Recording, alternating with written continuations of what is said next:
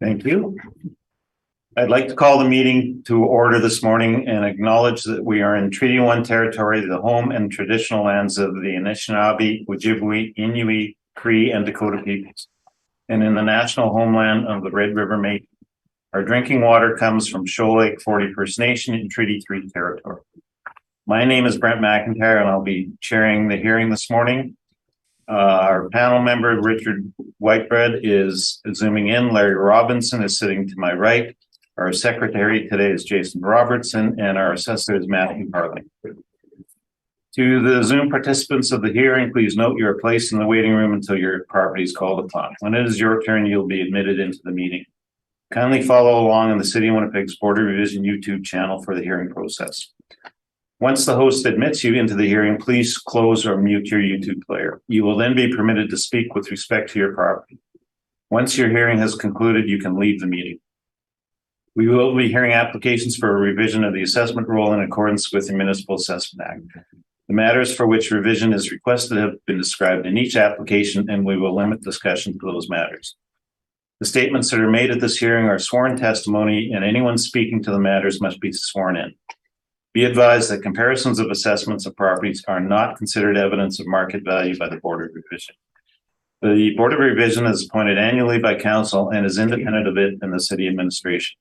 It makes its decisions on the basis of the evidence provided at this hearing and issues a written order that will be mailed to all parties as soon as possible.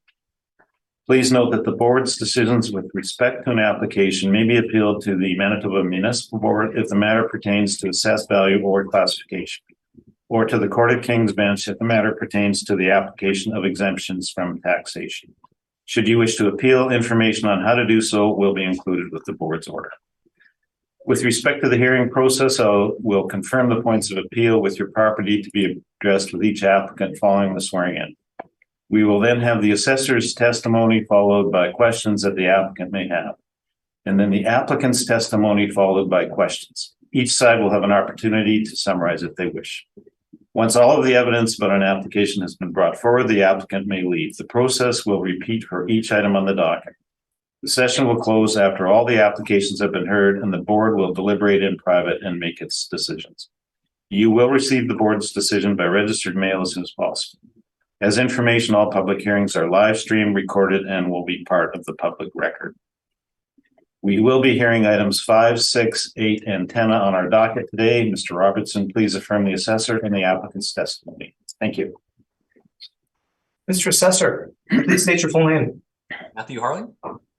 Do you affirm that the evidence you are about to give at this hearing is the truth, the whole truth, and nothing but the truth? I do. Thank you. Mr. Applicant, please state your full name. Marcelo Navarro. Do you affirm that the evidence you are about to give at this hearing is the truth, the whole truth, and nothing but the truth? I do. Thank you. You may be seated. Thank you very much. The first item on the docket is 300 Cree Crescent, and are there any preliminary issues on this one? There isn't, well, Mr. Navarro and I had an agreement on this particular property, but there is an error that was made on the agreement. So that would be the only preliminary issue. So, but we did have an agreement on this particular property. Is that correct? That is correct. So Matthew, for the record, because it's still live and active on this docket, can you just read in the particulars of the property on the first page of your brief? Yes, thank you, Mr. Chairman. The file number is 221285. The roll number is 070803385500. The address is 300 Cree Crescent. The owner is 62770 Manitoba Limited. 2023 assessed value based on the reference date of April 1st, 2021 is $1,839,000. Thank you very much. Marcelo, do you have any questions? I do not. Richard, do you have any questions? Oh, he's muted. Richard, you're muted. I do not. And Larry? I do not. And I do not. The panel will take a 5-minute recess to consider this property. Thank you very much. We will reconvene the hearing this morning. The board has discussed the issue of 300 Cree Crescent, and we will adjourn this property on the understanding that the 15-1 error in the roll number will be corrected and will be signed by both parties. And Matthew, are you in agreement with that? I am, yes. And Marcel? I am. Okay, that concludes that property. The next one on the docket is 555 Marjorie Avenue. Any preliminary issues with this one? No preliminary issues yet. No? No. Okay, Matthew, you may proceed with. Thank you, Mr. Chairman. The file number is 221689. The roll number is 07022670000. The address is 555 Marjorie Street, and the owner is Delbo Holdings Incorporated. Delbo. The 2023 assessed value based on a reference date of April 1st, 2021 is $831,000. If you look at the bottom of my brief under the property description, you'll see this property is an industrial warehouse. It is a one-story building. The effective year built is 1968. The wall heights are 17 feet. The land area is 28,739 square feet, with a leasable area of 7,180 square feet, which gives us a land to plant area of 3.74. If you turn to page 2 of my brief, you'll just see the request for income information has been received. There are no recent sales on the subject property, and there are currently no subject property leases in place. Now, if we go to page 3 of my brief, you'll see the income workup for the subject.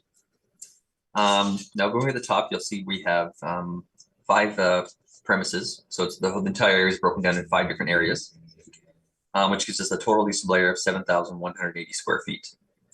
Now, obviously, there are different rents for each of these areas, and we are using a blended model rent of $6.30 a square foot. This gives us a potential rent of $45,220,000. We are applying 7% for vacancy, which gives us an effective gross income of $42,055,000. We are applying 3% for expenses and $3.85 a square foot for shortfall to cover the cost of vacancy, which gives us an overall net operating income of $38,858. And we are applying a overall model cap rate of 4.90%, which gives us a capitalized value of $793,020. And if you'll look further down, we have an additional billing value of $38,000. This is for a antenna tower. If you look at the bottom of my brief, so we have the antenna tower, telecom tower, and it's the replacement cost new value would be $66,797. We're applying 43% for depreciation for this item, which gives us the replacement cost new less depreciation at $38,000. So that's where that additional $38,000 is for this antenna tower. And after that, and adding it to the capitalized value, we get an estimated market value of $831,000. Now, if we go to page 4 of my brief, you'll just see some of my rent comparables. Now, my lease start dates range from 2018 to 2020. The lease terms range from 2 to 5 years. The leasable areas range from 2,120 square feet up to 8,796 square feet. The wall heights range from 14 feet to 20 feet. The effective year builds range from 1963 to 1975. And the net rents, market rents, range from $6.50 a square foot to $9.25 a square foot. So those are my rent comparables, which I believe fall in line with the subject. Going to page 5 of my brief, this is just some capitalization rate information. Now, again, we are applying a model cap rate of 4.09%. So this is obviously slightly lower than some of the cap rates you'll see on the published rates, as well as the city's information here. Now, just looking at the city's information under industrial, you'll see the cap rates range from 5.55 to 7.45. So this is 20th to 80th percentile. So that means 20 to 80% of the properties within the city fall within this range. So this property, the reason for the lower cap would be due to the fact that the size of the property being, it's also got not a 3.45% land to plan ratio would be another factor. The location. So these would be some of the reasons for the lower cap rate. Now, mind you, when we're adding or deriving our cap rates, we are looking at the market as a whole. So we would be looking at cap rates or looking at sales of all properties throughout the city.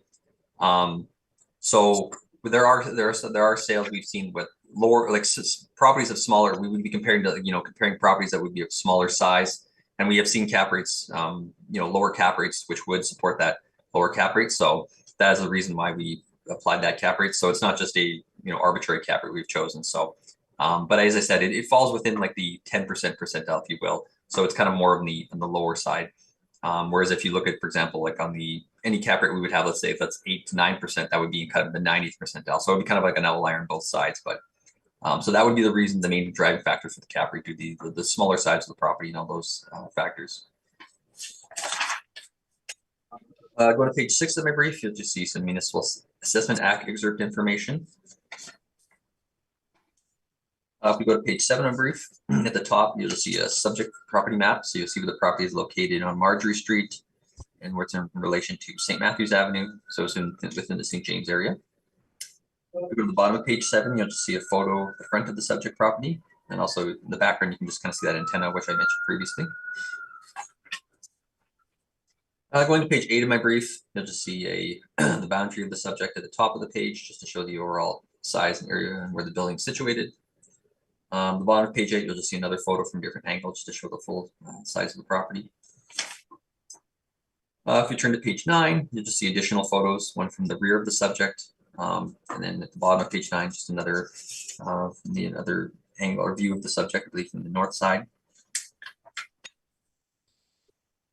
And if we go to page 10 of my brief, you'll just see the front-facing view of the subject, just to show the building as well as the overall parcel area. And at the bottom of page 10, you'll just see the parcel boundary as well as the current assessed value of $831,000. And lastly, if we go to page 11 and 12 of my brief, you'll just see the income and expense information that we had, the information that was provided. This is a gross income, but just stating again that the property owner was compliant with providing us this information. That is my presentation. Thank you. Thank you very much. Marcelo, any questions? Yes. The first question is, have you been inside this building? I have not inspected this property. Okay. Secondly, everything, as I believe you mentioned already, is driven by the model. So all of these valuation parameters, rent, and everything else are the model? It would be model derived, correct. Okay. Now, going back to the point regarding the capitalization rate. Now, you would agree that this is actually below what your chart is actually saying on page 5? Yes, within that 28th percentile, correct. Okay, okay. And in terms of the observations that you noted, that there are examples of properties this small selling for extremely low capitalization rates, do you have any of that evidence? I have no, I do not have any of those sample cap rates. No, I do not. Okay. Now, can you tell me how the model works? No, I won't ask you that quick because you're not a modeler, right? Yeah, no, correct. Okay, I won't go there. I believe those are all of my questions. Thank you very much. Richard, any question? I'm just, I'm a little bit confused by the income statement and maybe cleared up really quickly. I'm looking at the rental income loss from vacancy as 0, and this would be page 11 of 12. Yes. You have the mailer in front of you. Yes, correct. Do you find that, Matthew? The vacancy 11.4%. Yes, I do see that. Yes. No, down in the bottom left-hand corner. Oh, rental income loss. Oh, rental income loss. Oh, yes, 0. Vacancy 0.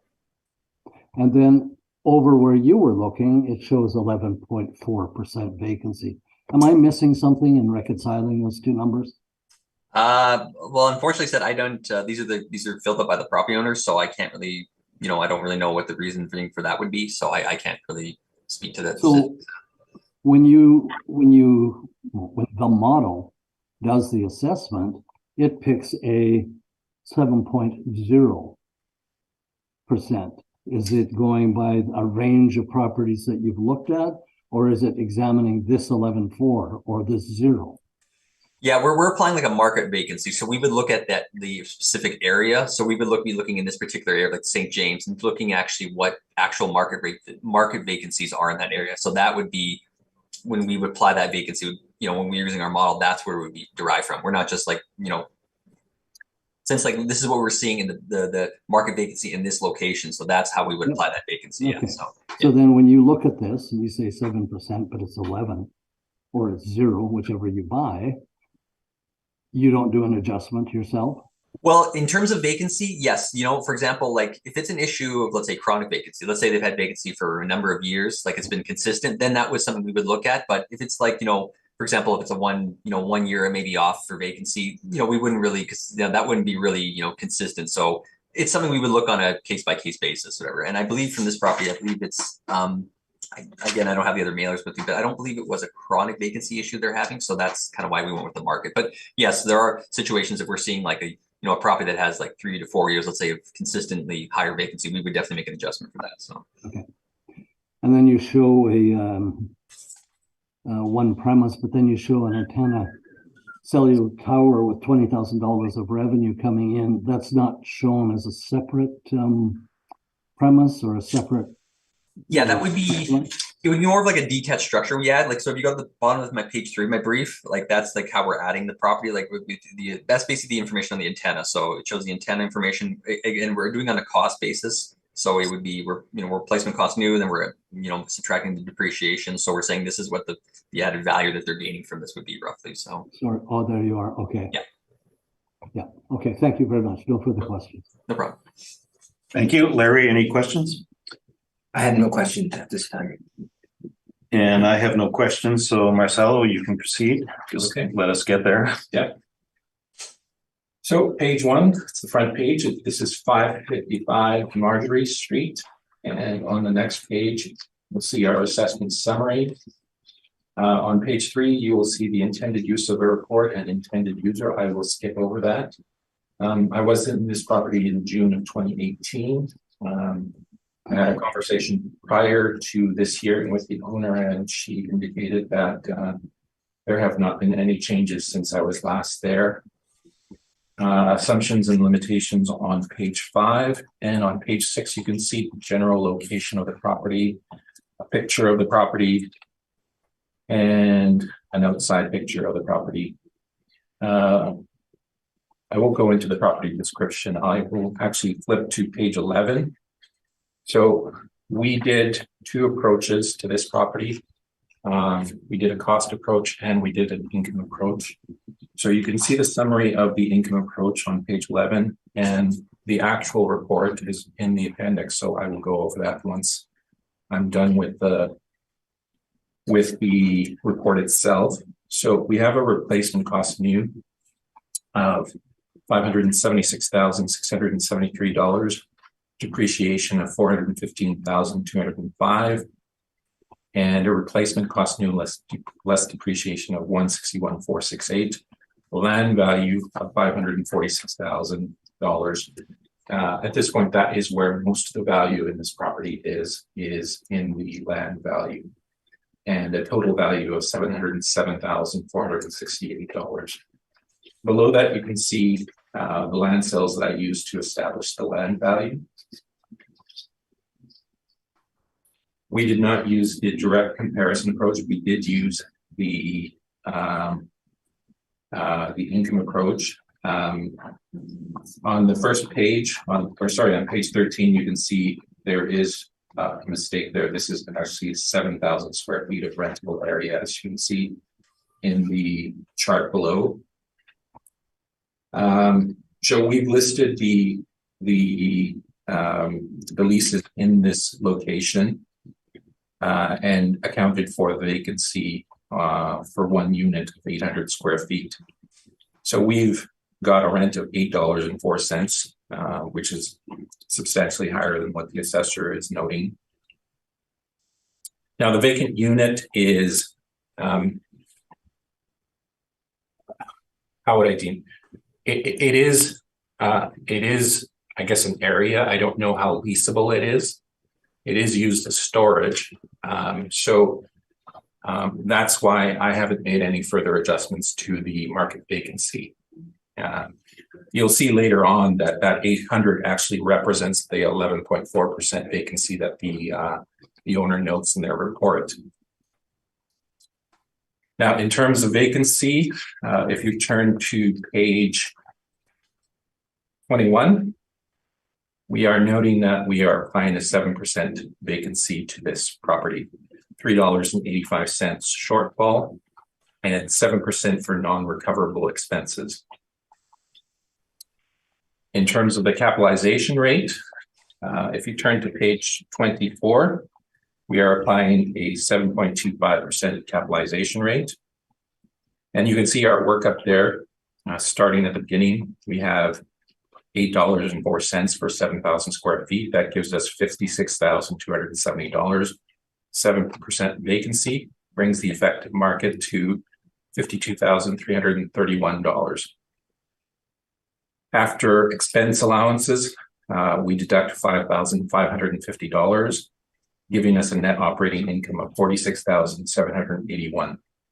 To this, we've applied 7.25% cap rate, producing an income value of $645,261, plus a $38,000 adjustment for the communication tower that the assessor also noted. That gives us a grand total of $683,261. Now, in terms of reconciling the values, since we've used two approaches, one came out at about $707,000. The other one came out at $683,000. So we've reconciled the value at $695,000. We turn to page 26. This is our cost report. So you can see here that the total area is 7,680. This is different than the leasable area of 7,000 square feet that's noted in the income and expense questionnaire. The difference for that is that for the cost approach, we're taking the entire envelope of the building, which is 7,680 square feet. There's one story in terms of the effective age. As you can see in the assessor's workup, they've noted the effective age is 1968. We've been in this building. We can effectively say that the age is not reflective of the building 1968. So most buildings over time are updated at one time or another. And I believe this building was probably updated sometime in the early 1990s. And that is why we have adjusted the effective age, not to the 1990s, but to the 1980s. So we have a methodology for doing that. And so we've assigned effectively 40 years of effective age on it. It brings it to about 1983. We have our site improvements, HVAC, which only covers about 30% of the building, and then our land value of $546,000. Again, after depreciation and adding the land value, we come up with a total cost of $707,468. As you can see, that is actually higher than our income value. The next page over, page 27, is the occupancy that we used. So we value these properties using Marshall Swift costing service. I believe the assessment department actually also uses that. And so the first point that we look at is to try and find exactly what occupancy fits best. And in this case, we find that this is a typical storage warehouse with some office areas. Now, the occupancy actually accounts for that. And in terms of, the type of building that we, looked at, if you can see on page 28, we have a masonry bearing wall system. So masonry bearing wall actually fits under classification C.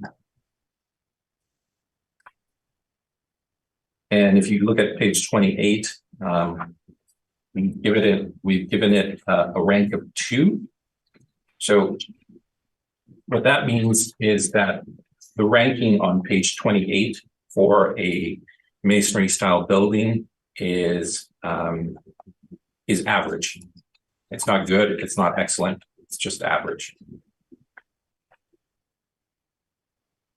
Now, beyond that, on page 29, you see the income workup, or sorry, the income expenses that were submitted by the owner. You'll see again that 11.4% vacancy. I hope I've explained that. That is the 800 square feet that has been consistently vacant. And as I noted, it is basically being used as storage area. So I don't know how leasable it is actually. So I've given it value. And you can see that in my income workup. I haven't adjusted the vacancy. We've gone with a similar vacancy of 7%, which is market for this area. And lastly, on the last page, you will see the building specifications. Again, built in 1968. And that is my presentation. I'm open for questions. Thank you very much. Matthew, any questions? Just one quick question here. Just going on to page 22 of your brief there, just the capitalization rate, 7.25. So these cap rates here that you've shown, or would these be the ones that you'd be using to derive the cap rate, I guess I'm assuming, or no, or is it?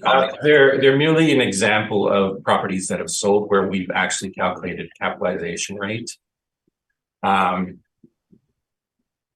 They are not entirely representative of this particular property, but they're supposed to be used as kind of general guidelines. So I would look more at the chart on page 23. Okay, yeah. Yeah, to see where, this one fits in. And because of the age of the property, granted, we've adjusted the age to about 1983. Correct, yeah. We feel it still fits in that 7.25 range. We noted your 4.90, and obviously we disagree with that for I understand. Yeah. specific reasons, but that's basically how we came up with a 7.25. Okay, no, that's all the questions I have. Thank you. Thank you. Richard, any questions? No, I have none. Thank you. Larry? None, thank you. I have one. Okay.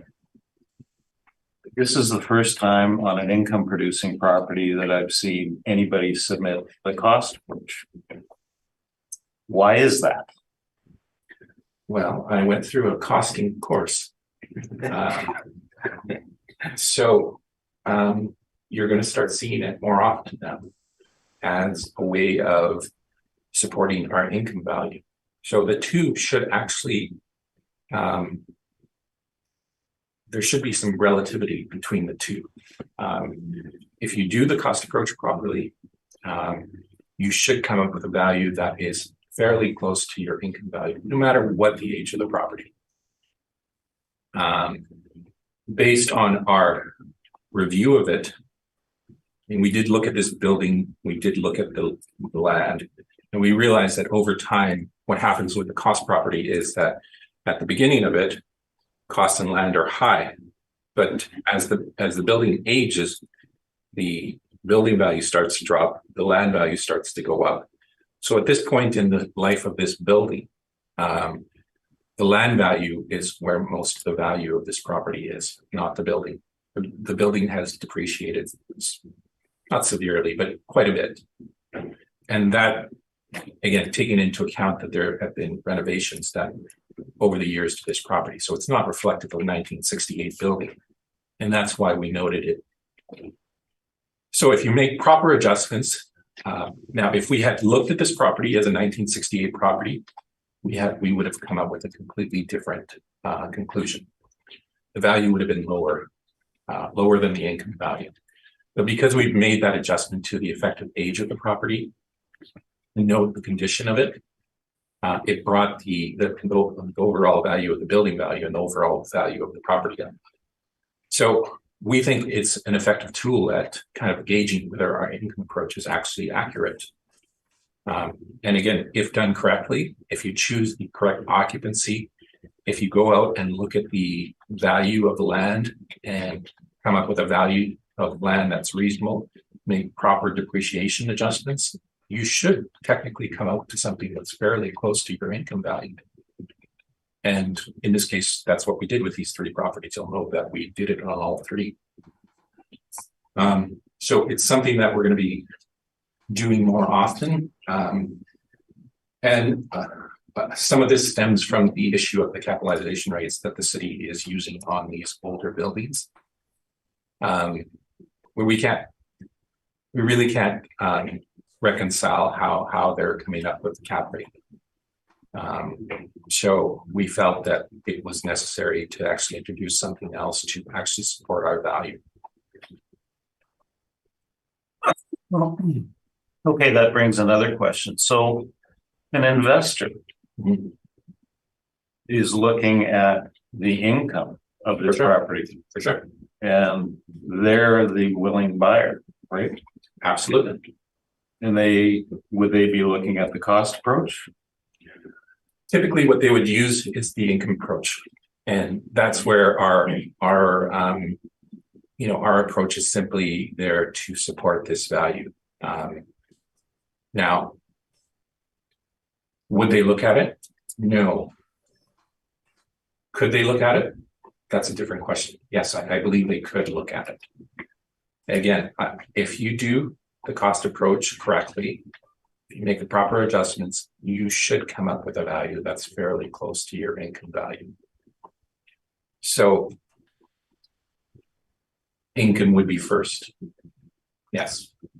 But there's nothing, I think, stopping an appraiser or evaluator from looking at the cost approach as well. Okay, thank you. That was my questions. And that concludes 555 Marjorie Avenue. The next one on the docket is 1258 Border Street. Any preliminary issues with this one? No preliminary issues, no. No? Marcelo? No. Okay, Matthew, you can proceed with 1258 Border. Thank you, Mr. Chairman. The file number is 22-2672. The roll number is 0701001700.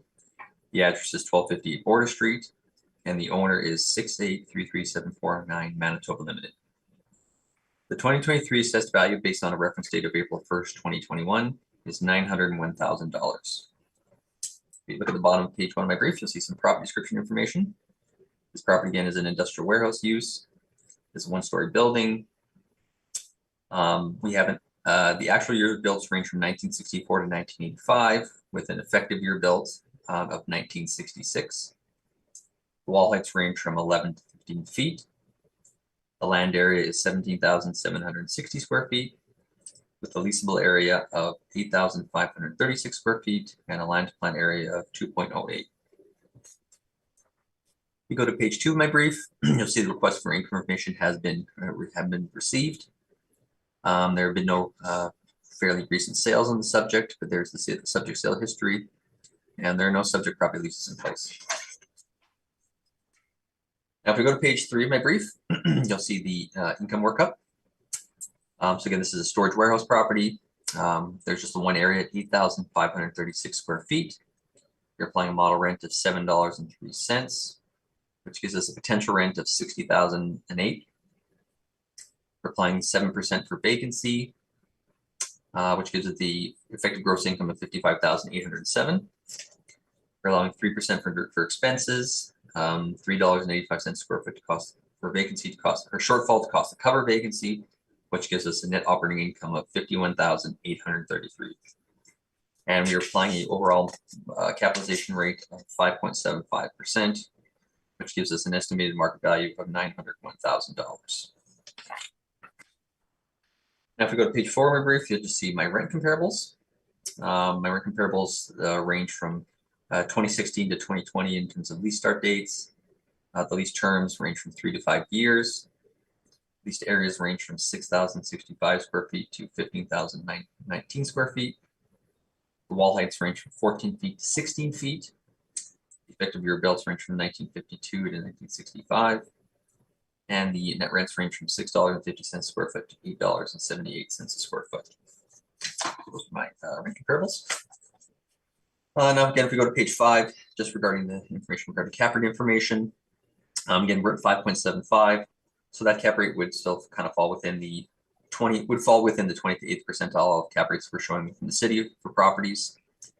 And then just looking at some of the other partners published rates, and if you look under CRBE quarter 1, so it would fall under there on the higher end there.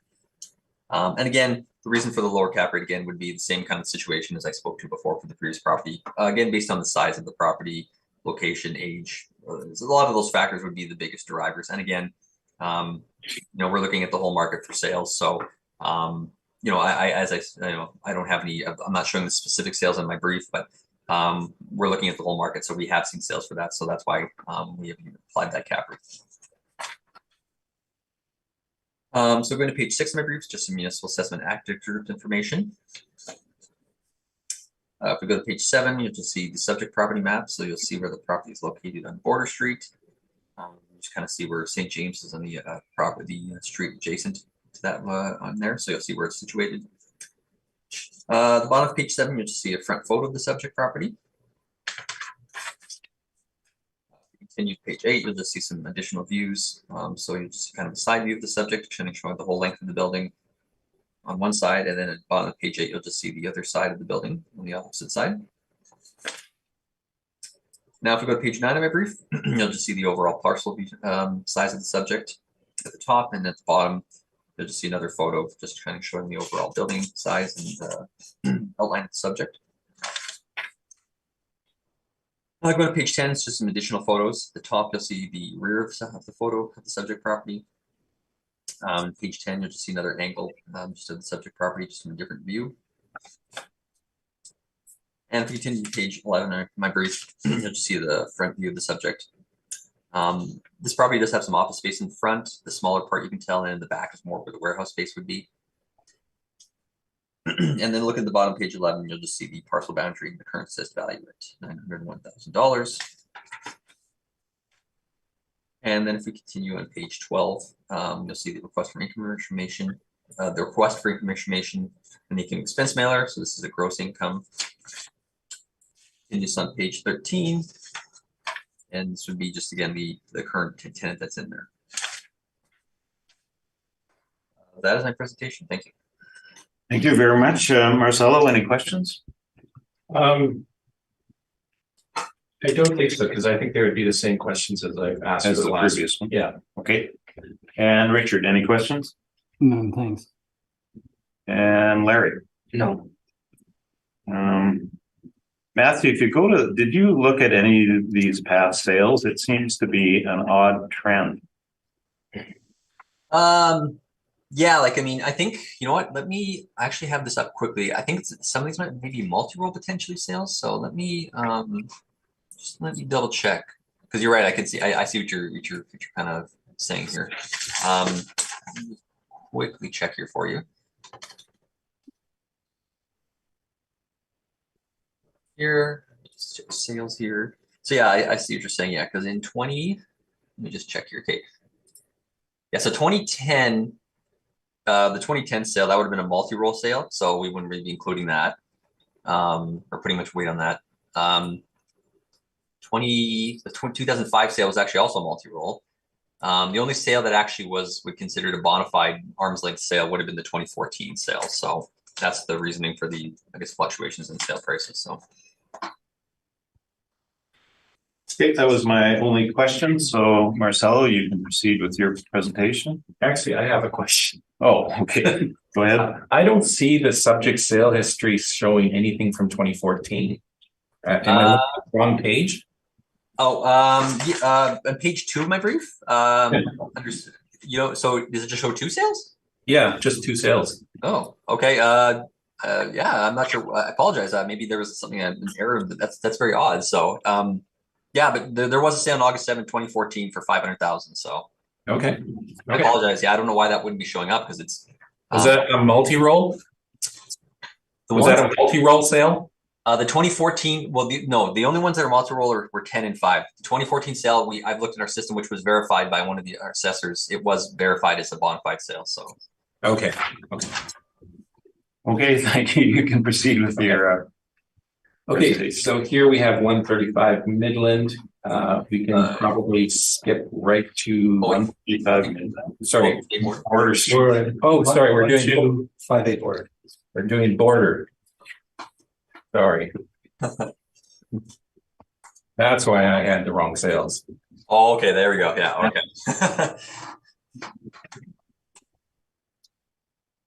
Obviously, one cup of coffee was not enough this morning. That's Monday. Okay, so as you can see on page 2, we have a building that was built between 1964 and 1985. We did a quick inspection of this property, I believe just last week. We have on page 6 the overhead pictures, and on page 7 the street view. If you turn to page 10, again, we've done a cost approach on this one. We have a replacement cost new of $796.41, $509,129 in depreciation. That gives us a replacement cost new of less depreciation of $286,912 plus a land value of $391,000, giving us a total value of $677,912. Below that, you have the sales that we use to establish the land value.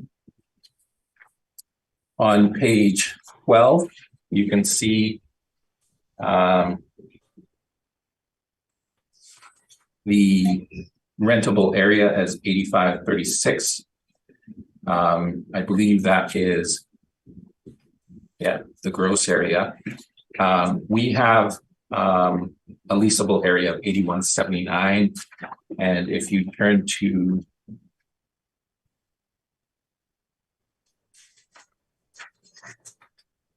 page, I believe it is in the page 30 in the income approach or the income and expenses, you can see the leasable area as being 8179. So that is where we got the leasable area from. But we're using a rent of $8 per square foot. And in terms of the vacancy, we are using a market vacancy of 7%. $3.85 shortfall and 7% non-recoverables. We are using a 7.50 capitalization rate. That is based mainly on our own observations. So whereas some of the other buildings that we noted have been updated, this one has not been updated very much. So we come up with an income value of $725,172 and rounded to $725,000. So we've adjusted the value to $710,000, taking into account our cost valuation also. On page 25, you can see our cost workup. So even on this one, you can see on the occupancy, we have adjusted the occupancy age. So basically, this is reflective of a building of 1988. So again, based on our own observations, the building was not in great condition. However, it's still not a building built in 1964. So that is why we've adjusted the effective age of the property. In terms of the other parts of the valuation on page 26, you can see the total replacement cost new of $661,041. Sorry, $796,041. And then the depreciation that we've added to that brings it down to $286,912. Land value of $391 gives us a value of $677,012. Again, with this property, we've used the same type of storage warehouse occupancy. And You note that we probably did this in most situations, simply that is the type of structure that they were building in this area. It was a storage warehouse, and then we adjusted for the type of construction. So we basically get our guidelines from this type of occupancy document that you're looking at on page 27. On page 29, you'll see the building specifications, and beyond that, the income and expenses supplied by the owner of the property. And I'm open for questions. Thank you. Matthew, any questions? Yeah, I guess just one little quick question. So I unfortunately, like I said, I didn't get a chance to inspect the property based on time constraints. So is there any like property in terms of like I know you're saying that you said the quality or condition's not the best, but is there any like major issues with the property, or is just any concerns with it at all by any chance, or no, or just kind of like just basic wear and tear. Okay. Yeah. Okay, that's all. Yeah. But just to be clear, we weren't looking at this as a 1964 building. I mean, obviously, over the years, doesn't matter what building, they're going to have some type of, I guess, repairs, renovations done to them, which would effectively change that age life cycle. Yeah, correct. Exactly. Yeah, and that's why we've done it. But even then, the building was not in great condition. So we're comfortable with giving it an effective age of 1988. But in terms of the capitalization rate, that's where we made our adjustments on condition. Okay. And that's why we took it to 7.50. So okay, that's perfect. Thank you. Anything else, Matthew? No, that's the only question I have. Thank you. Richard. Nothing, thanks. Larry. And I have no questions, so that concludes 1258 Border Street. And the last one on the docket is 135 Midland. And Matthew and Marcelo, any preliminary issues on this one? No preliminary issues, no. No. Okay, Matthew, you can proceed. Thank you, Mr. Chairman. The file number is 22-2368. The roll number is 13003120500. The address is 135 Midland Street. The owners are Alex B. Cristal and Jody E. Cristal. The 2023 assessed value based on a reference date of April 1st, 2021 is $895,000. If you look below under the property description, you'll see this property is an industrial warehouse. It's a one-story building. The effective year built is 1989. Wall heights are 18 feet. The land area is 13,398 square feet with a leasable area of 5,944 square feet, and which gives us a land to plan area of 2.25. If we go to page 2 of my brief, you'll just see the request for information has been received. There are no recent sales on the subject, but there are the most recent sales on there. And at the bottom of page 2, you'll see there is a subject property and lease. There is a subject, the lease in place, if you can see there at the bottom of page 2, that's the current lease that's in place. Now, if we go to page 3 of my brief, you'll see the income workup. We're classifying this as a storage warehouse. It's a 5,944 square foot area, leasable area. We're applying model rent of $8.14 a square foot, which gives us a potential rent of $48,384,000. We're allowing 7% for vacancy, which gives us an effective gross income of $44,997.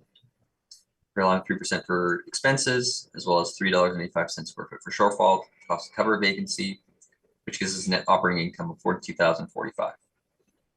And lastly, we're applying a overall capitalization rate of 4.70%, which gives us the estimated value of $895,000. Now, if we go to page 4 of my brief, you'll just see my rent comparables. So my rent comparables range and lease start dates from 2017 to 2019. Lease terms are 3 to 6 years.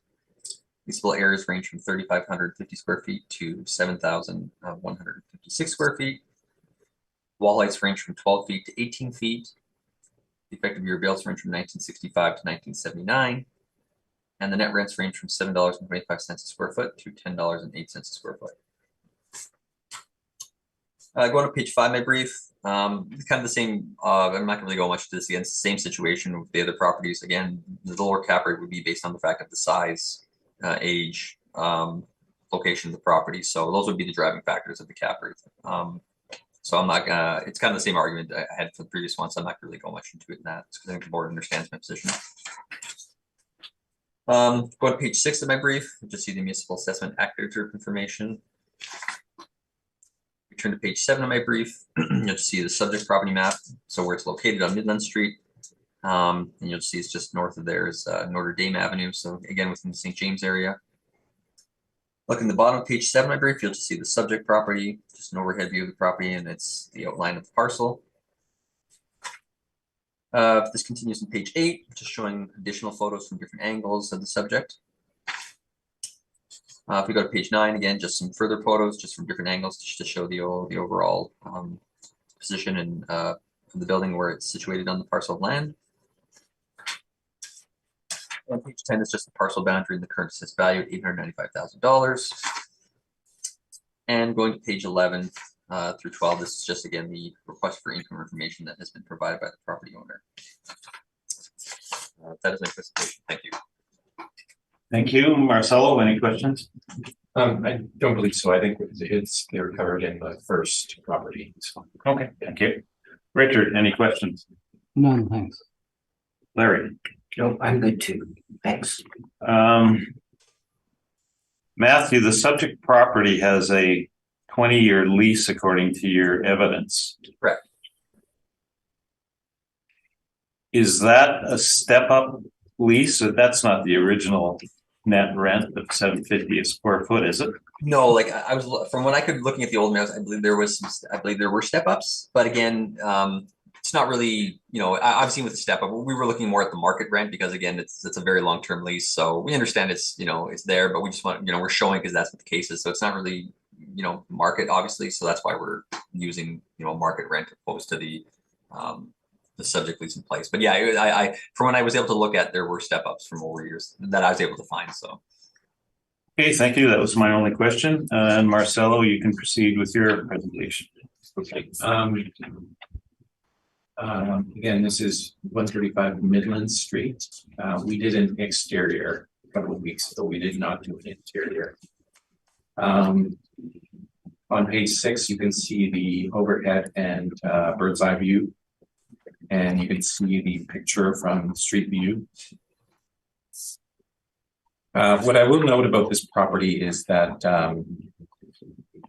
it's a steel structure, so it's not built as heavily as some of the other properties that we've looked at, the other two, which are masonry style buildings. So we used the same occupancy code, but we did adjust it for the type of construction, which brings down the overall value of the property.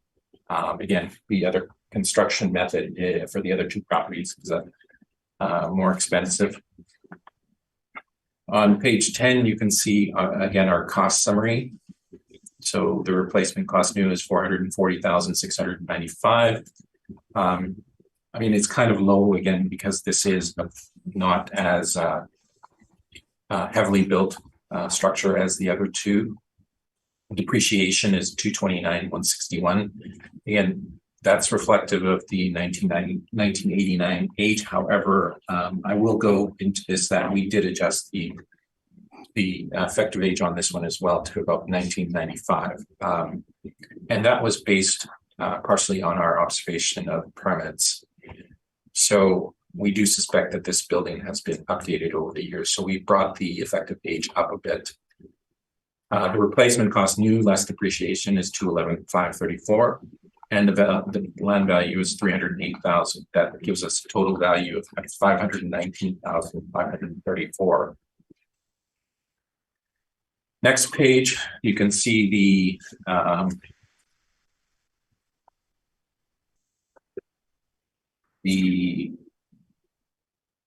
income workup. And again, we've gone with 5944 in terms of the leasable area on this property. We've raised the rent to $8.50, not the contract rent. And below that, we have the comparables that we've used to justify our increase on the rent. In terms of the vacancy, we've gone with standard market vacancy. If you turn to page 23, you'll see the summary. Again, 50,524 for potential, minus the vacancy allowance, that gives us 46,987, and minus the expense allowances 48,91, giving us a net operating income of $42,096. We also noted the previous three net operating income amounts on the same page for 2020, 2019, and 2018. So in terms of the net operating income, I believe we are in line with that. We've applied a 7% capitalization rate. Again, that is based on it being a newer structure, relatively newer. I mean, it's effective age 1995, but it's not as heavily built as some of the other structures. So in terms of the capitalization rate, that is why it is reflective of 7%.